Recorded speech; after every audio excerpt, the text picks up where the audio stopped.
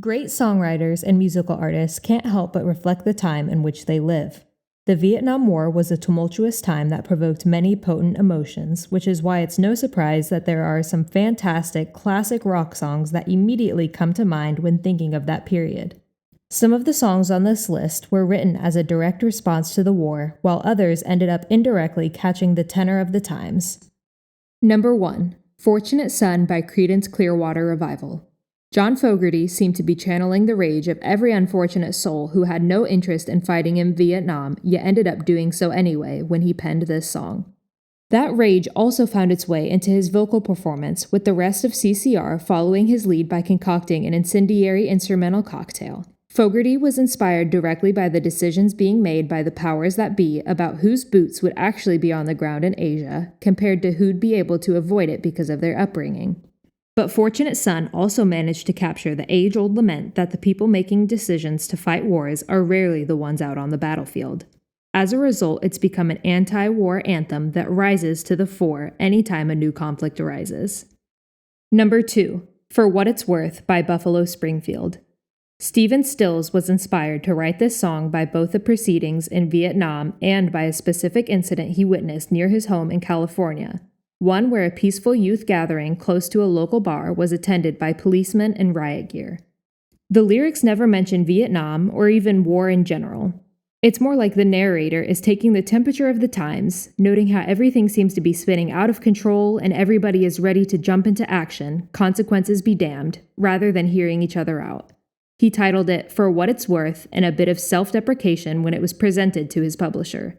But that title proved to be just right because it was a thoughtful call for common sense that ended up proving how much a song can be worth in terms of the impact it can make. Number 3. Gimme Shelter by the Rolling Stones. It was a literal storm, not a figurative one, that caused Keith Richards to pick up his guitar one day and start writing Gimme Shelter. Once he and Mick Jagger got together to flesh it out, it started to take on a more expansive meaning as the duo tried to make sense of how a generation focused on peace and love could be living in the shadow of such extreme violence. Beyond the lyrics, there's something about the sound of the song, the way Richards' guitar intro comes at you in a refracted, surreal manner, the piercing shrieks of backing singer Mary Clayton, and the unforgiving, cathartic crunch of the rhythm section that seemed to make it a natural soundtrack to the images and video footage coming from the Vietnam War.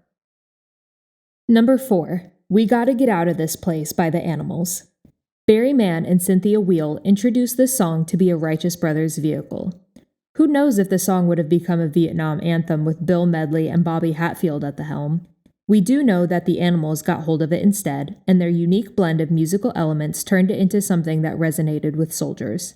Obviously, the sentiment of the chorus hit home, but the music added to it. That insinuating bass line and the funhouse organ produced an almost surreal effect. Then there were the vocals of Eric Burdon, so naturally potent that anyone listening might truly believe that the song could will an escape from present surroundings into existence. Mann and Weil were thinking of urban drudgery as the song's metaphorical prison, but the Vietnam War recontextualized it for all time. Number 5. Sam Stone by John Prine. Maybe this is a bit of a cheat because plenty will probably say that Prine doesn't quite fit in the classic rock genre.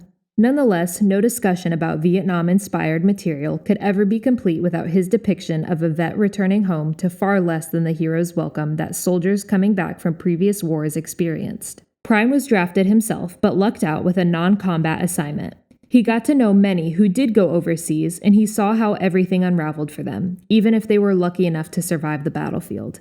The matter-of-fact way he sings the song contrasts with the harrowing details he provides. Sam Stone arrived well before the public groundswell of support for Vietnam vets was spurred on by other pop culture's depictions of similar scenarios, proof of Prine's foresight and insight in this matter.